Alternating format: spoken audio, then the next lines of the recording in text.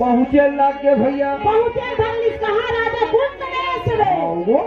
कुंत देश में मान सभा सिंहासन लगे हैं राज राज्य के राजा आहे पधारे है ये लगी आए वो हस्तिनापुर में बैठे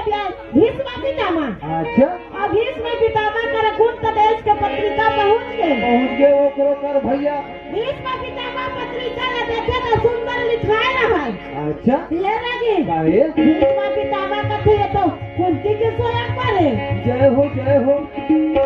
लगी वो भीष्म पितामह चलेंगे काकर करे पांडु करा अच्छा ये पांडु काय हो गए गुरुदेव काय पिताजी आज कुंत देश में राजा कुंती के कुंत सेनापति के स्वयंवर रखे हैं रखे हैं के कले जाते का बेटा देखेगा